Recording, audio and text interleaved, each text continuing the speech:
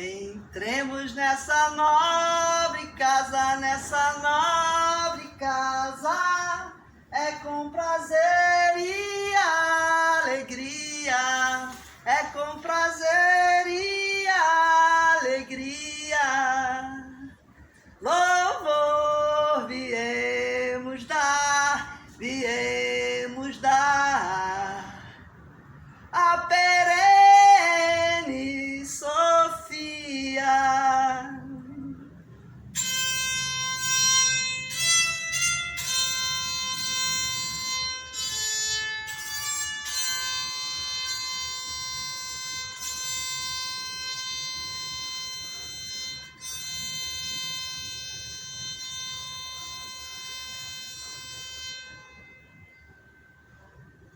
Casa de Mistérios, hoje aqui no 4º Festival Gamboa de Portos Abertos, está recebendo o nosso parceiro, nosso querido, nosso arauto da zona portuária, nosso Olhos de Lince, que olha tudo em volta, percebe tudo em torno, de uma região tesouro, pequena África. Hoje em parceria especialíssima Piazana Guizo, com o projeto de extensão da Faculdade de Arquitetura, projeto Floresta Cidade. A gente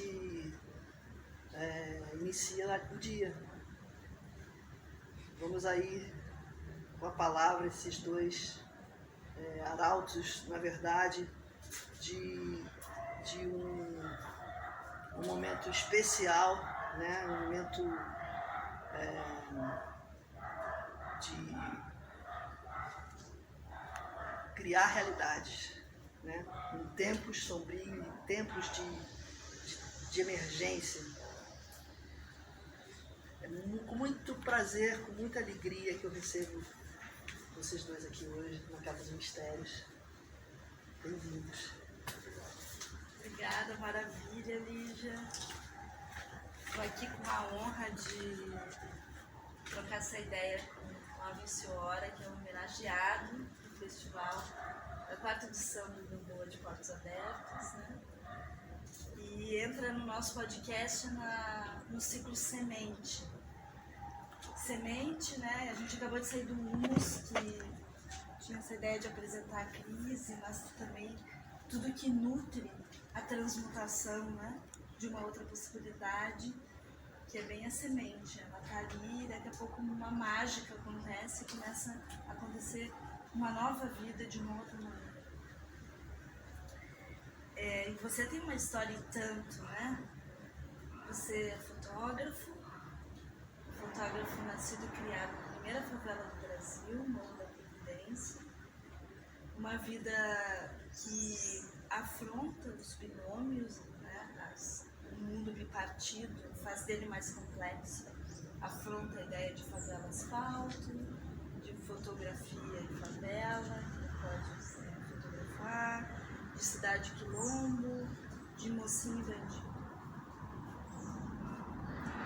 Seus pais já partiram daqui, mas você é filho de traficante, de uma outra época, as coisas se davam de um outro jeito. E isso deu para você um lugar diferente na sua infância, adolescência, e você percebe aí um certo poder com isso, de mediar conflitos, um certo poder diplomático. Você me contou uma história que você viveu aos 13 anos, ao entrar no bar, e também uma outra história de um CD que andou para lá e para cá de fotografia, e eu queria que você contasse pra gente essas histórias. Bacana. Bom, primeiro, muito obrigado pelo convite, assim, eu acho muito importante essas homenagens de pessoas vivas, né, que é o reconhecimento, isso é muito legal, e eu no meu território, eu sou o santo de casa, né, então eu não sou traficante, eu não sou a pessoa que tem muito dinheiro, então as pessoas não esperam muito de mim. o resultado do que eu faço é muito interessante para elas, mas eu entendo muito bem isso, hoje eu lido muito bem com isso,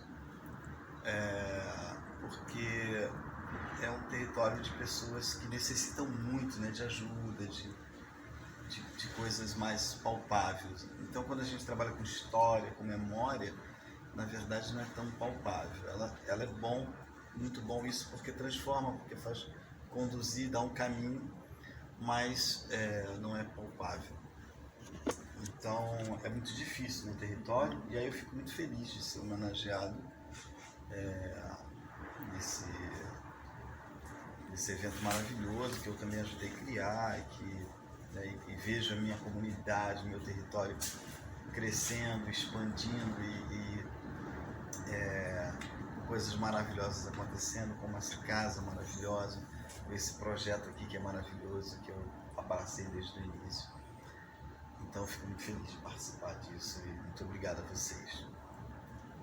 Mas a minha vida ela teve assim uma trajetória muito interessante, né, de ter sido criado. Eu acho que eu dei a sorte de nascer nesse lugar com essa história maravilhosa, de ter tido um pai assim muito inteligente e uma pessoa que sabia que tinha uma trajetória marcada e não tinha muito como fugir disso, mas soube conduzir muito bem. E meu pai saiu do tráfico em 79, depois de preso e tal. Então, essa passagem desses conflitos, né, quando eu comecei a entender, não era fotógrafo ainda, quando eu começo a entender essa importância que tem o garoto que desce da favela para o asfalto, e na maioria das vezes é o mal, né? Na maioria das vezes é por angústia, por ser tão oprimido. Então, quando ele desce forte, ele desce para conquistar o que era dele ou para se vingar. Então ele desce com muita raiva. E eu fiz um caminho, eu já tinha tudo isso. Eu vivia com essa raiva, eu sabia tudo isso. Eu sabia, todo o mal eu já sabia. Então eu busquei muito outro lá. No mal eu já vivia. Eu vivia no meio do mal. Eu conhecia assassinos, eu conhecia ladrões, eu conhecia tudo que tem de ruim nesse universo. E para você ter uma ideia, a Providência está num ponto na cidade que é o submundo da cidade. Você tinha Rodoviária Novo Rio, Praça Mauá e Central do Brasil. Então, assim, triangulando isso, você tem uma ideia, eram lugares terríveis de convivência.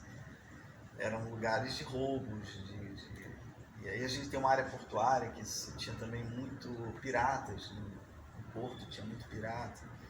Então tudo isso convertia para a Providência. A Providência ela abraçava todo esse pessoal. Então eu nunca tive medo de andar aqui nesse território porque eu conhecia os ladrões. Todos os ladrões eu conhecia. Então eu não achava perigoso, nunca achei perigoso a região.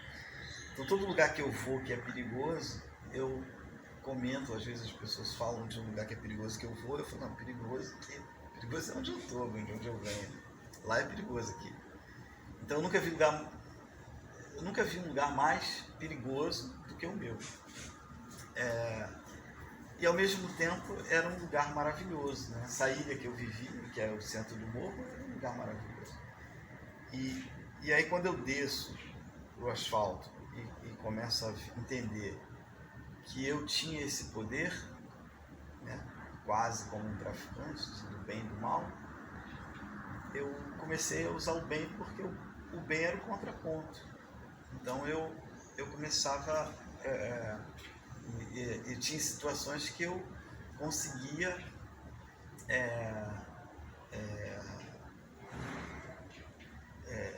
dissolver com a minha presença.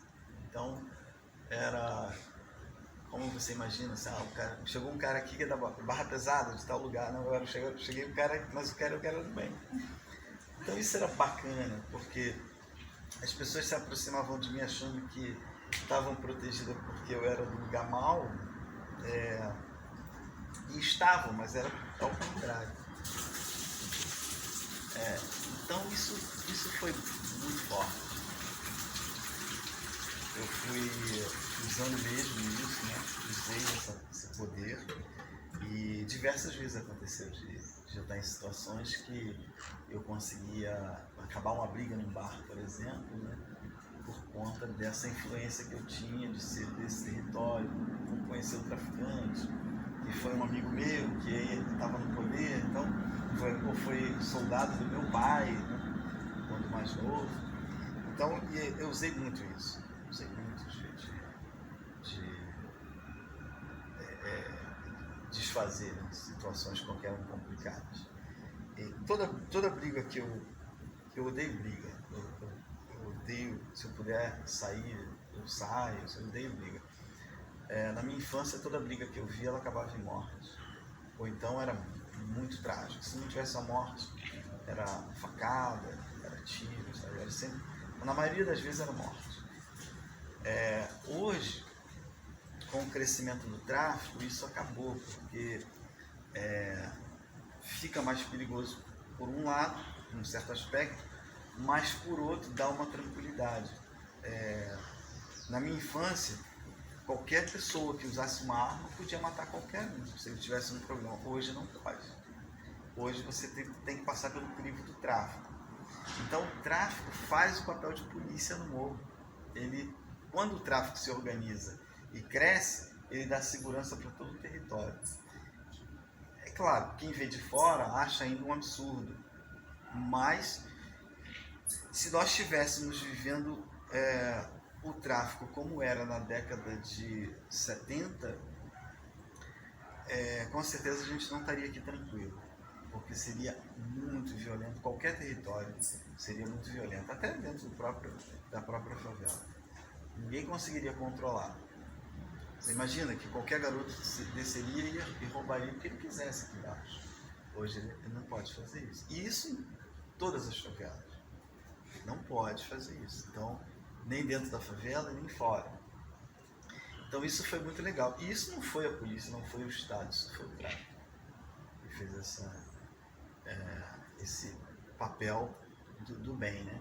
É claro, foi para se proteger também, né? O tráfico faz isso para se proteger, mas isso acaba servindo a todo mundo. É cruel quando o tráfico cobra uma sentença, é cruel, não é bacana. Então ele não permite que se cometa crimes. Imagina, o criminoso não permite que se cometa crimes. Então,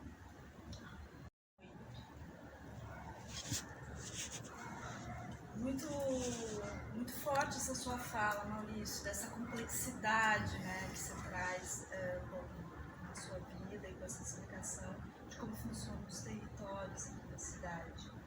E a história do CD, que você ainda não nos contou? Como foi isso? Então, a história do CD é que eu dou para o traficante e dou para a polícia. Né? Você não contou hoje? Então, eu fui fazer um projeto, participei de um projeto com 3 arquitetos, tá? Na França, e tudo que eu faço, quando é grande demais, eu peço autorização, tanto a polícia quanto ao tráfico, porque eu tenho muito problema, na verdade, com a polícia, né? Sempre tive muito problema com a polícia. O tráfico, claro, ele me olha assim meio, mas eu sou do território, então, e todos os meus trabalhos são muito sérios, eu acabo passando. Mas a polícia é complicada, então eu tive muito problema com a polícia. E aí eu pinto esse projeto que se chama Favelité, e foi na estação de Luxemburgo, na França, então era um projeto grande. E aí eu falo lá com o traficante da época, peço a ele autorização e falo para ele na época que, mas eu também vou falar com a polícia e tal, posso. E aí ele até questiona, mas para que vai falar com a polícia e tal? Tipo, quem manda é ele. Eu falei, não, mas o meu problema é a polícia. E aí, claro, fui lá e dei para ele um CD, que ele nunca abriu, né? Vai abrir um CD para quê? Não é de música. Mas o traficante não, o coronel não. Eu dei um pro coronel também. O coronel, curioso, abriu. Só que esse coronel, ele era uma pessoa que eu brigava muito com ele, né? Porque na época a gente estava nas questões, eu participava de reuniões, né? E eu dava muita porrada nele e tal. Isso foi antes da UPP, né? Antes do processo de pacificação. E eu era, claro, muito criticado, criticava muito também e tal. E aí quando eu falo com ele essa história e dou pra ele o CD, ele vai ver o CD, pra ele saber o que era, e foi abrir o CD pra ver. E aí quando ele abriu, ele ficou espantado com o tipo de fotografia que eu estava apresentando para ele, que era uma fotografia de alta qualidade e tal. E aí ele me liga, assim, pô, caramba, que você é esse fotógrafo e tal, que eu ia lá discutir com eles, assim, muito simples, eu gosto de andar muito simples. E aí ele falou, cara, eu não tinha ideia de que você tinha essa, né, era um fotógrafo desse peso e tal. E aí, claro, né, autorizou e tal, mas o traficante não viu. E aí passou 6 meses depois, foi uma história assim terrível, né, quase de morte. O projeto na França sai e aí o coronel num evento apresenta o trabalho lá da França. O Maurício aí me apresenta como filho de um ex-traficante, porque para eles eu era para a polícia, para essa cúpula da polícia mais estudada, mais inteligente, eu sou um ser que deu certo. Eu falo ao contrário, eu dei errado. Eu não dei certo, eu dei errado. Mas eles gostam de falar que, me usar como exemplo, né? E eu quebro sempre, quando eles falam isso, eu quebro esse exemplo dele. Eu não sou exemplo de porra nenhuma, eu dei errado. E aí, eu explico isso depois, que isso é bacana pra caramba. Aí, o coronel me apresenta e tal, só que nesse dia lá tava a presidente da Associação de Moradores, que não é do Morro, não era do Morro.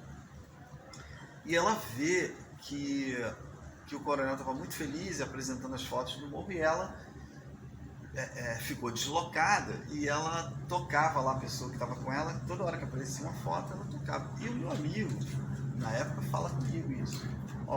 Toda hora que o coronel fala de uma foto, tal. E aí, por coincidência total e quase fatal, a polícia estava fazendo um trabalho de investigação no Morro da Providência durante 15 dias, filmando o morro. Eles colocaram um carro de caminhões que carrega cavalo de frente para o morro. E eu cheguei a ver aquele caminhão, ficou 15 dias lá perto da minha casa, e eu passei várias vezes, eu vi aquele caminhão. Então ele tem uma janela na lateral, eles ficaram pelaquela janela filmando durante 15 dias.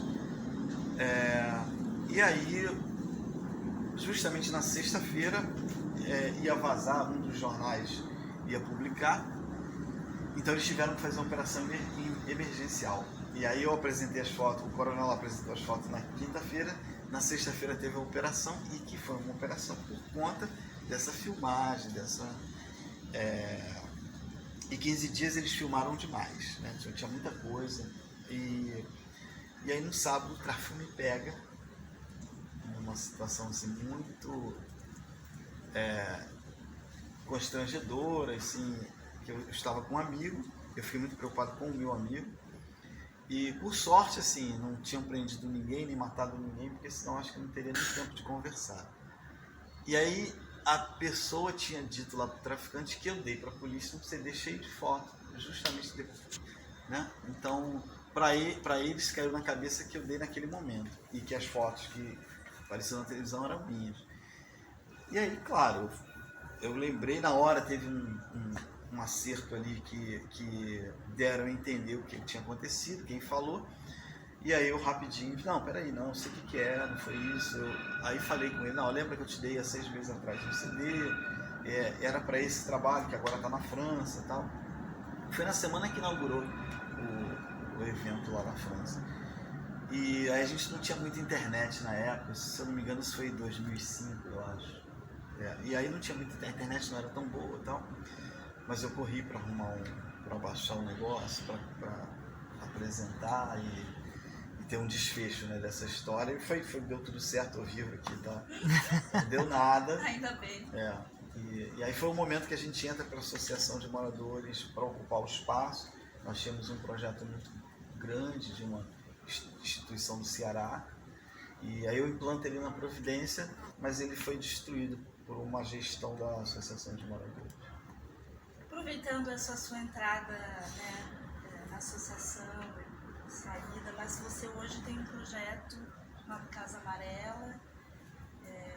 Você fala muito de passar a fotografia, né, para os jovens que habitam o morro.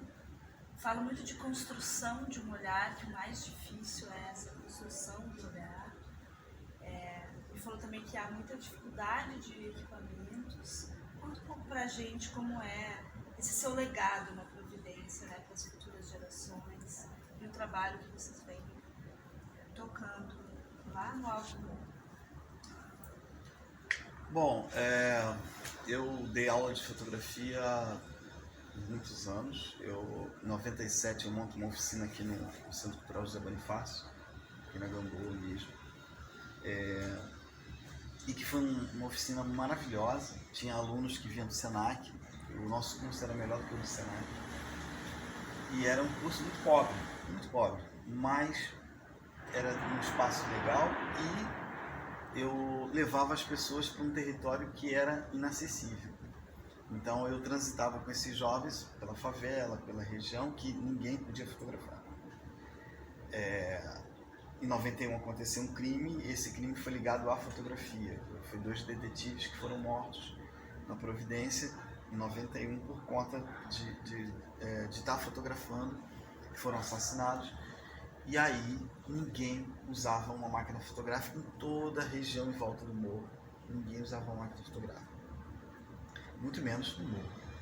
E aí eu quebro isso levando uma turma de alunos para dentro do morro, né? E consegui interagir com a polícia que entrava. Então hoje eu estou aqui, aí era tranquilo, eu podia subir à vontade, não tinha conflitos. Isso foi bem bacana. E aí, assim, eu levo, depois de um certo tempo, numa gestão dentro desse espaço da prefeitura, eu levo essa oficina para dentro do morro, mas não dá certo. E aí isso, eu falo de 2003, eu levo para dentro do morro, e aí não deu certo, vou para o prédio da associação.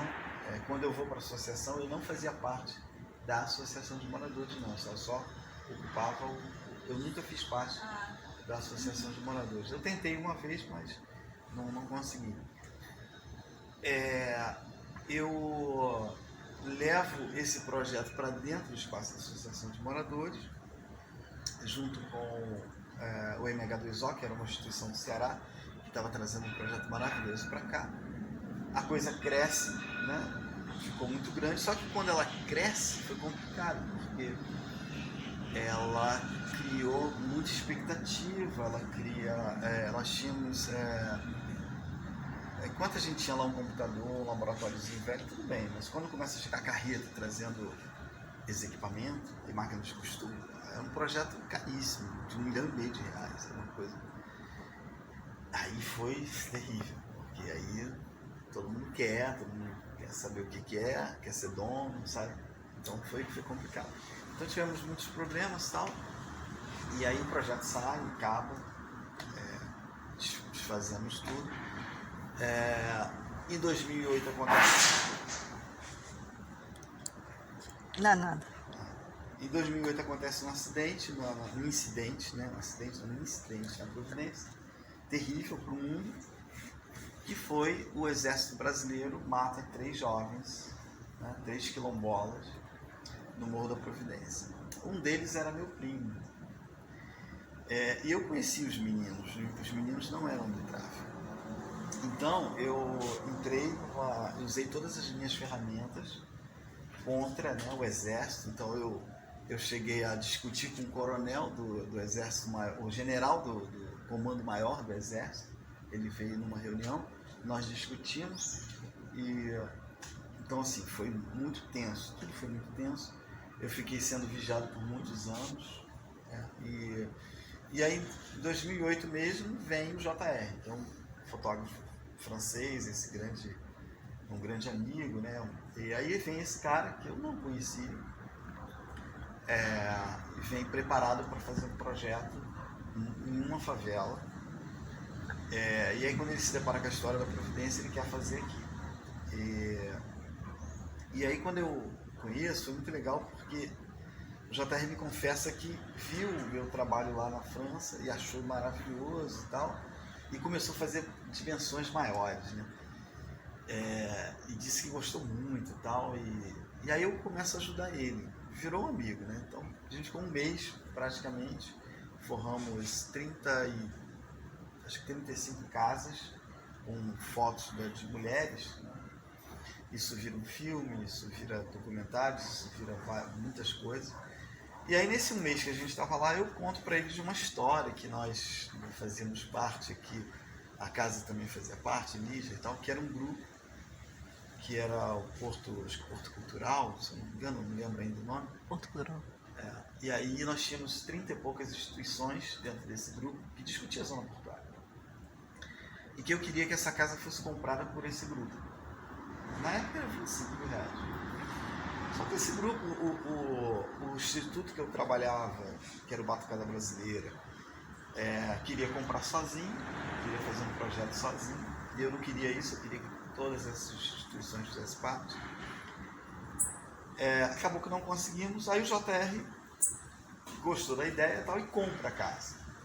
E aí compra a casa que vira Casa Amarela.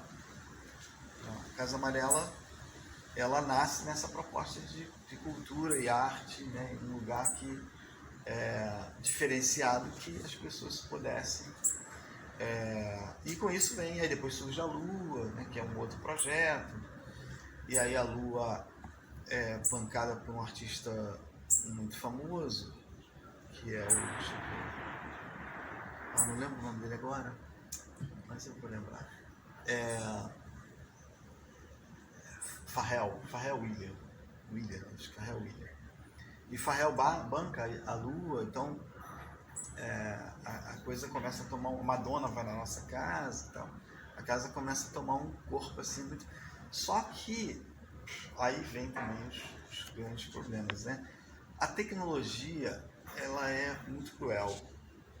Ela destrói. Então hoje, por um jovem da favela aprender fotografia, ele fica muito limitado ao equipamento. Primeiro, o equipamento é muito caro, né? Então, assim, ele entrar no universo profissional é muito difícil. Aprender a fotografar é fácil, mas a máquina, ela já nasce hoje já com seus dias contados. Antes você comprava uma máquina que ela durava a vida toda. Você só trocava o filme. A novidade era sempre o filme. A máquina, eu tenho máquina que eu uso que é mais velha do que eu uso até hoje, de filme. Mas a máquina digital não, ela nasce fadada já ao fim. Ela nasce com 200 mil cliques, 300 mil. Então, então tem máquina que ela nasce para durar 3 anos só. 3 anos só. E não vai, acabou. Não serve mais. A tecnologia, ela supera os programas, ela vai ficando obsoleta, aquela máquina. Sim. Então, Maurício, eu fiquei aqui pensando, você contando pra gente isso, como essa coisa do apoio pode ser um problema também, se ele vier talvez de um jeito muito inesperado, numa medida muito grande. Você traz um pouco esse conflito, né? Evidentemente que nós precisamos de apoio, mas como dosar isso? Não sei se você acha que não é isso. Eu fiquei pensando isso com a sua fala. Isso tem duas... o grande problema é que existe uma leitura para isso, que as pessoas acham que o pobre não vai lidar bem com o dinheiro. E dá, o pobre traficante, tem garoto no morro que usa um fuzil que custa mais de 80 mil reais. E o morro tem vários fuzis que custam mais de 80 mil reais. E aí tá lá um garotinho que mexe no fuzil. Então, por que ele não pode usar uma máquina fotográfica que custe 10? Então, é possível. O grande problema é criar uma oficina que vá largar esse garoto pro mundo. Claro. Então hoje não funciona.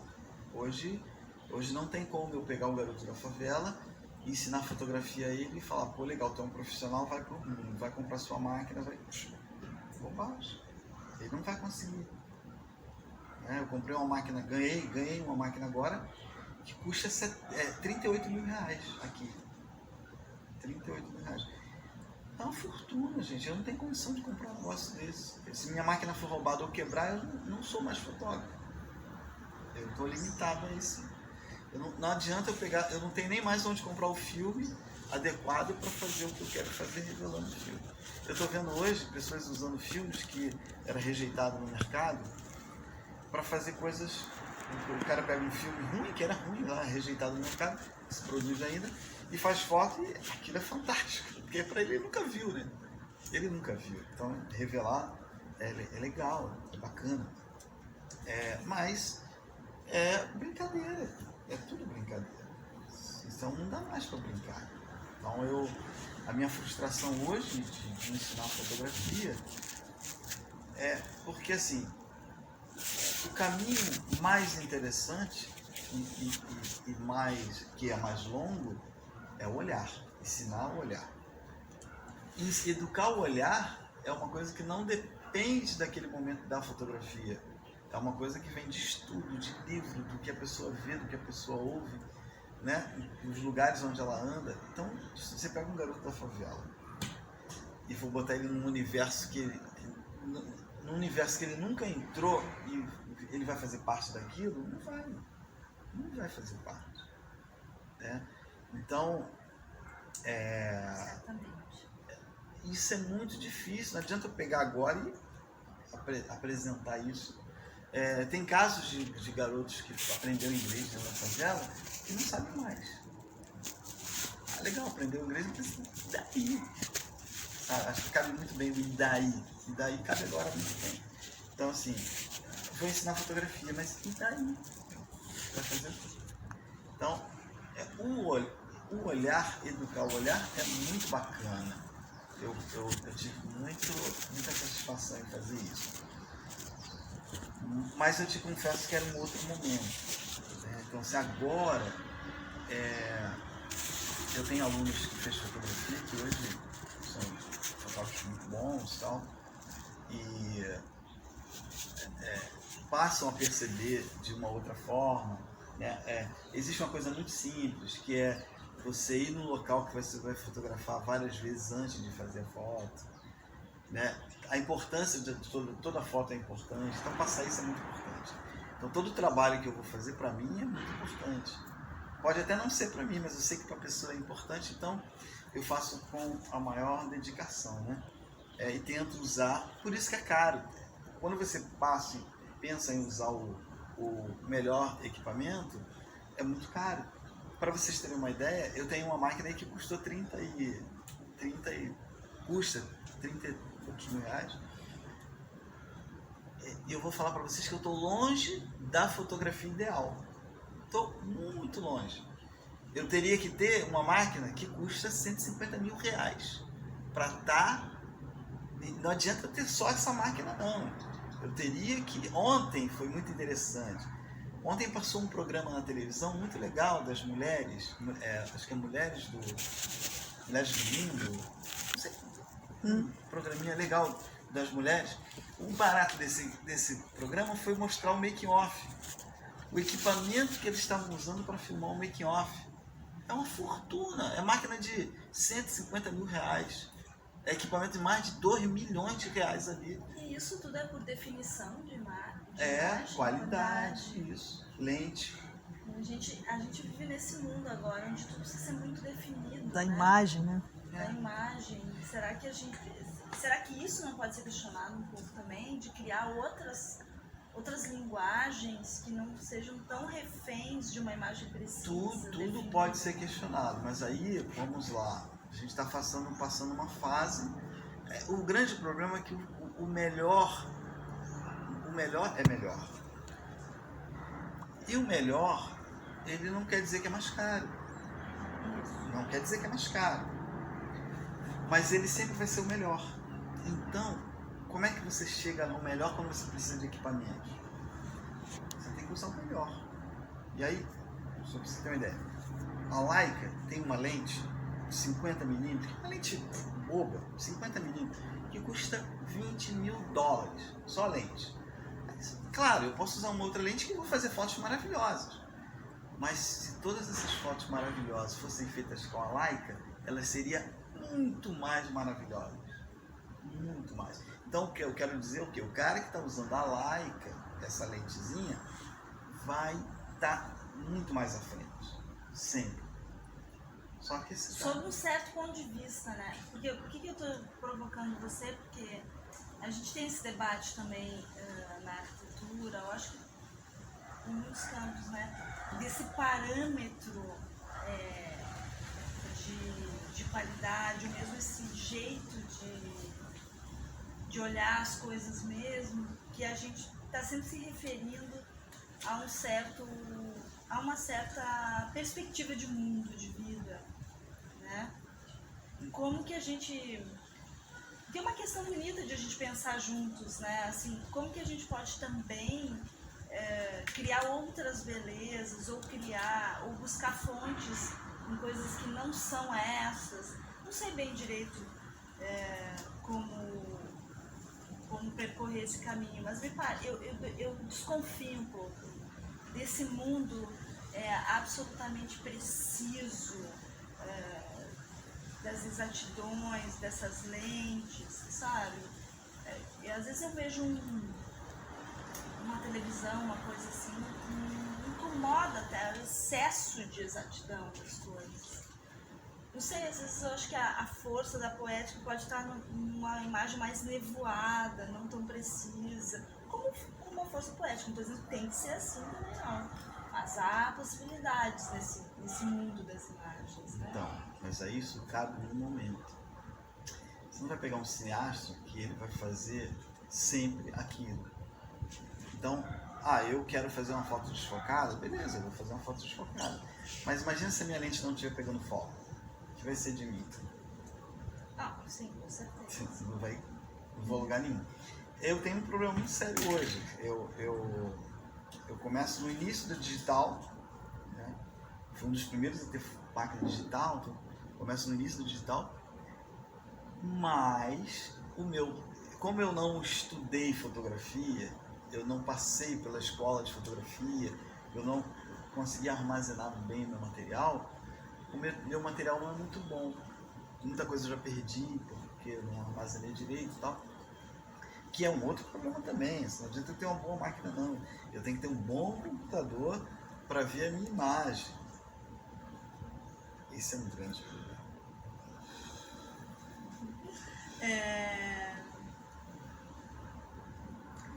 Além de tudo isso que você já fez e faz na sua vida, está nos contando só um pouquinho, né, de muita história.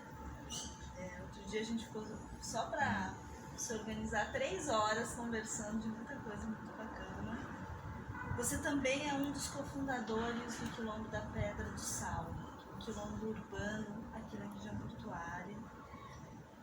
E tem uma fala que eu gostaria de ler para você, para que você reverberasse ela e também nos contasse um pouco dessa história desse quilombo, de uma outra quilombola, a Cássia, do Quilombo Urbano Manso, em Minas Gerais.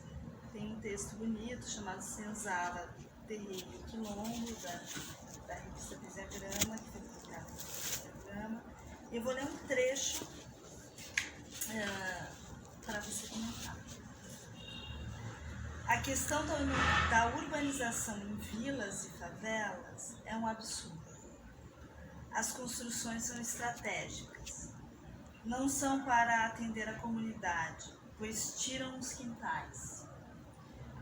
Tiram o direito daquelas famílias de criar galinhas e plantar. Abrem espaço para entrar viatura, entrar batalhão da polícia. É tudo estratégico. Nas praças são criados os postos de policiamento ostensivo dentro das comunidades para tomar conta da vida do povo, para matar a juventude.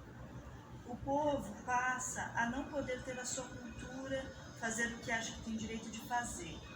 Tiram a liberdade e fazem a população achar que aquilo é modernização, evolução, crescimento. Não é. Sou a favor do crescimento das cidades desde que atenda realmente a população. Se for para abrir favela para camburão entrar, isso não é crescimento, é repressão. Não existe uma lei específica para lidar com os quilombos urbanos. Querem reconhecer os quilombos como centros culturais, não como comunidades quilombolas. O município não tem a obrigação de criar um programa de proteção dessas comunidades e seus arredores, pois proteger só a comunidade não basta. Uma polícia de reconhecimento dos quilombos urbanos deveria vir junto com uma política de mapeamento e preservação do território por eles utilizado. Por exemplo, se o Manso está localizado próximo ao córrego da Baleia, não vamos fazer um mapeamento até o asfalto da Avenida Mensá. Vamos fazer um mapeamento até a nascente de água, porque todo o terreiro, independente de ser urbano ou não, quer ter água e espaço de plantação para a comunidade plantar a sua cultura, a sua saúde e a sua educação. Pedir ao governo que reconheça esse espaço até a Avenida Mensá não nos interessa. Queremos como direito a preservação desse espaço se for protegido o acesso da comunidade à área verde. No programa Brasil Quilombola, falta o fortalecimento da preservação da identidade dos quilombos urbanos. Não nos reconhecemos nesses programas. Os meninos dos quilombos rurais que vão para a escola aprendem agricultura familiar, pois todo mundo que estuda naquela escola vive de plantação. Já nós, no urbanos, temos cada um uma forma própria de viver. Tem alunos que são filhos de empregada doméstica, outros são filhos de funcionário da indústria. E quando vão para a escola, estudam um mundo que não é o das comunidades quilombolas. E acaba se desconstruindo essa identidade.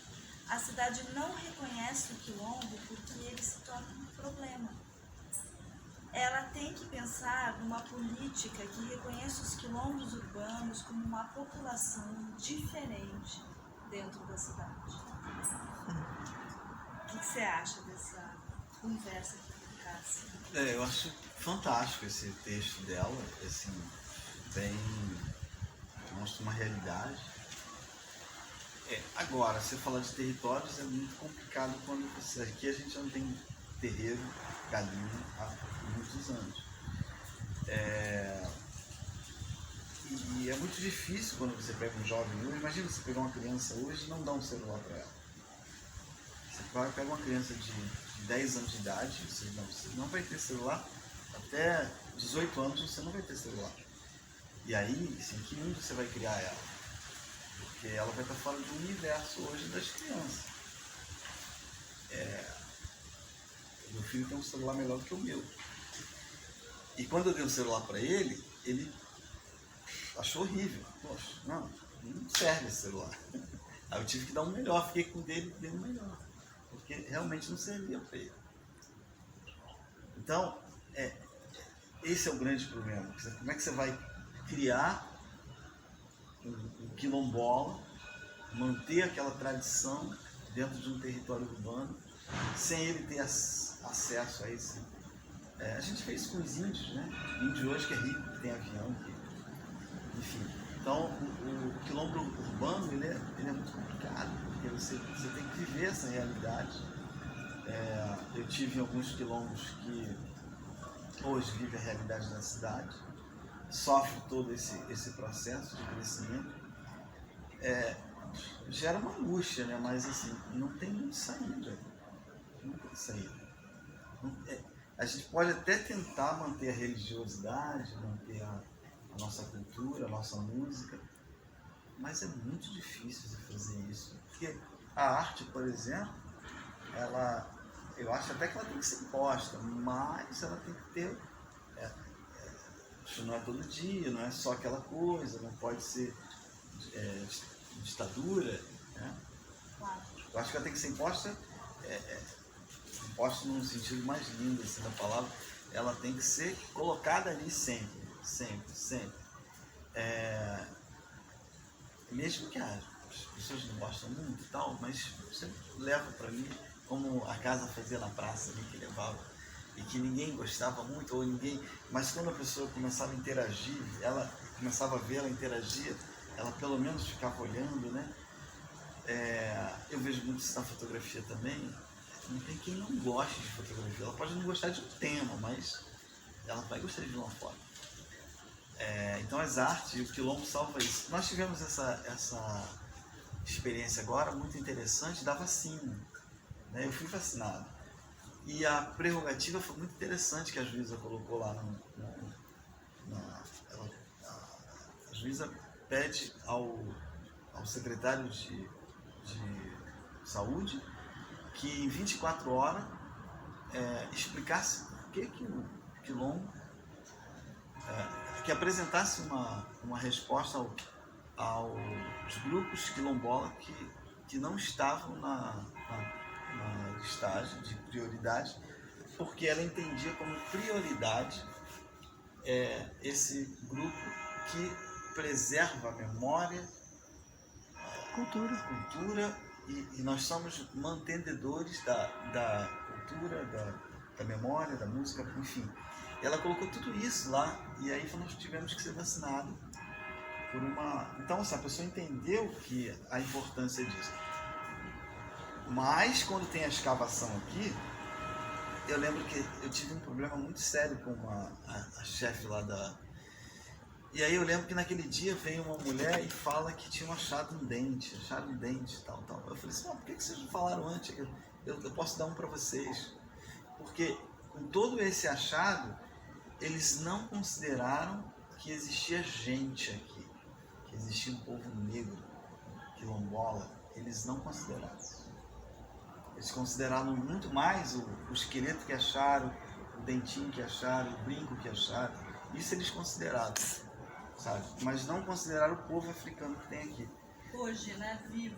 Vivo, isso. Que é o povo que... É engraçado quando você vê um japonês, você remete esse japonês ao Japão. Esse cara é do Japão. Mas você vê um negro hoje, você não remete à África. Porra, não tinha negro aqui. Negro não é do Brasil. Negro é africano.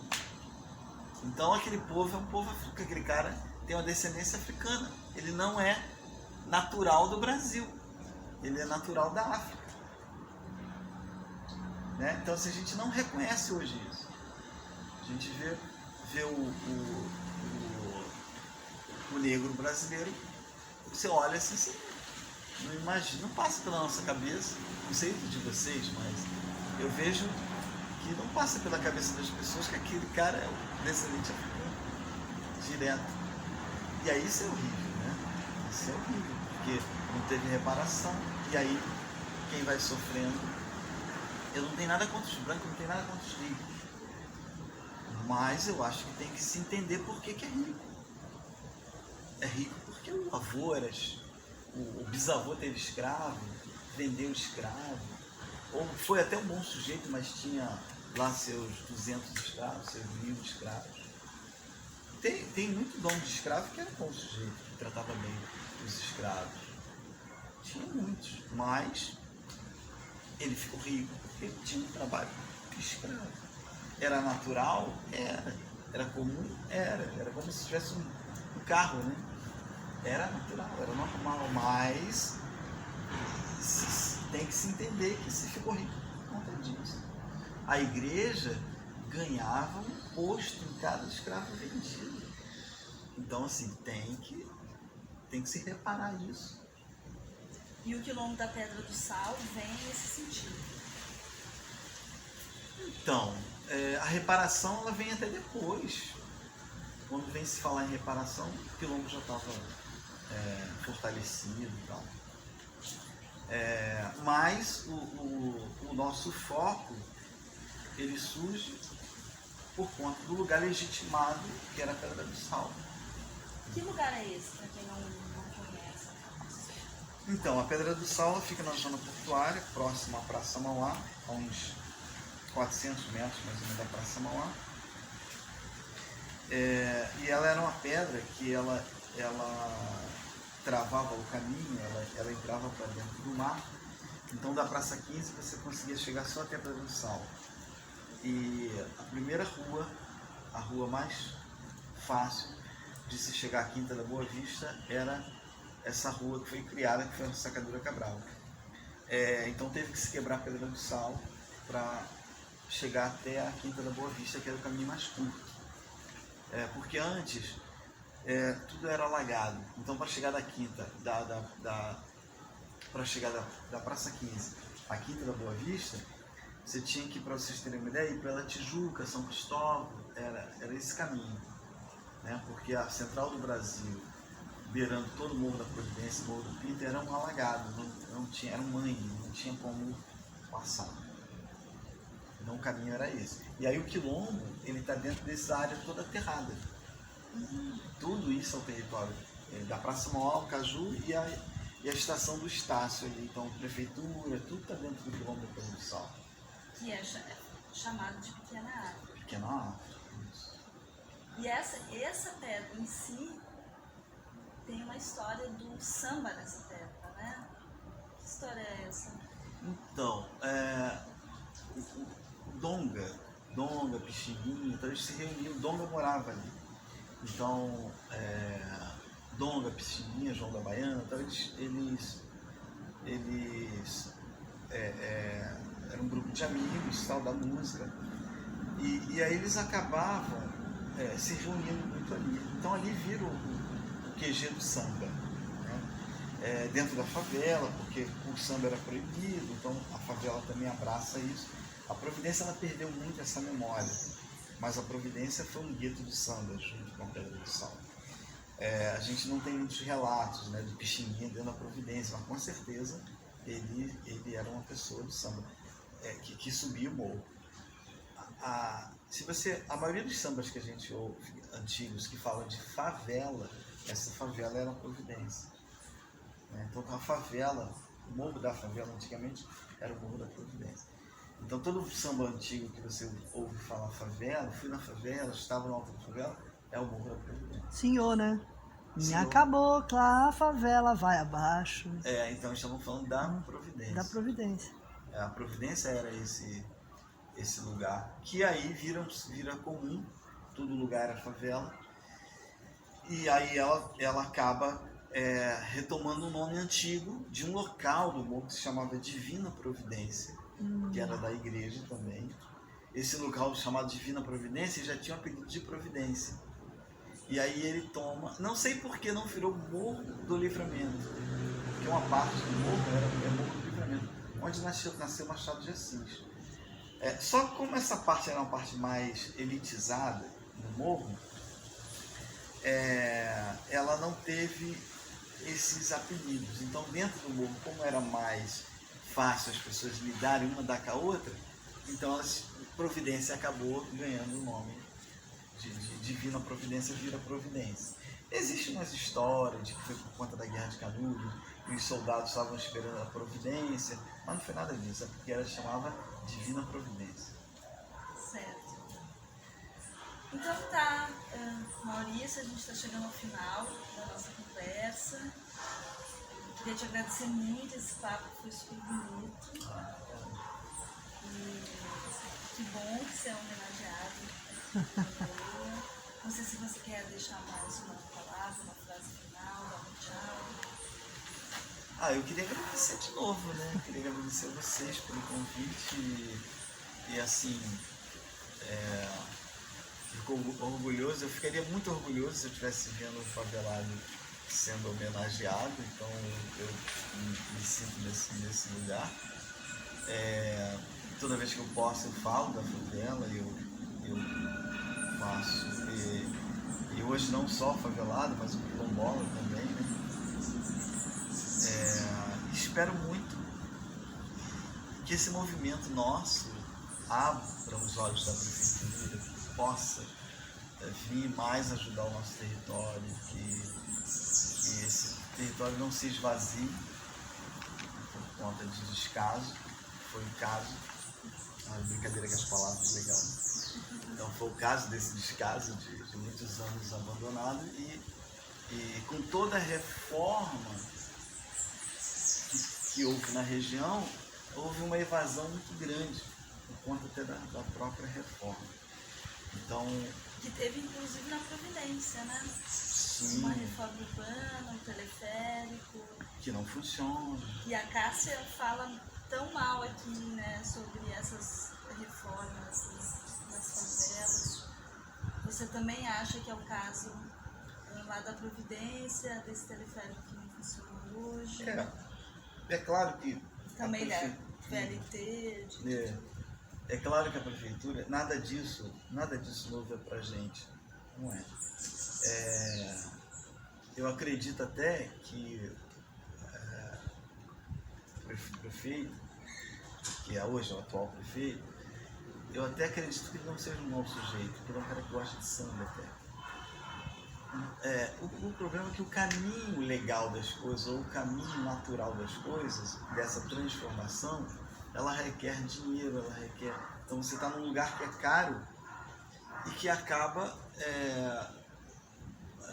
Vamos, Morro da Conceição, vamos falar do Morro da Conceição. O Morro da Conceição teve uma época que ninguém queria sair, era um lugar maravilhoso e tal. Então quando vem a obra, uma casa que valia 200 mil reais passou a valer R$1 milhão no Morro da Conceição. E aí como que esse dono da casa não vai vender? Era a chance dele vender. Então isso acontece naturalmente. Infelizmente, a vantagem do quilombo, e por que a gente defende o território quilombola, é que se eu ganho uma casa no quilombo, eu não posso vender. Ele, na verdade, o quilombo ele é da União. O quilombo não pode ser vendido. Então seria uma forma de se manter um território, né, íntegro, limpo, sem essa especulação. A casa do quilombo não tem valor nenhum. Ela não pode ser vendida. Então tá ótimo, obrigada. Valeu, Maurício. Obrigado a vocês. Eterna gratidão por essa conversa. Serviu para vocês? Claro. Espero que Tá certo. Conversa de jardim. bebam água agora.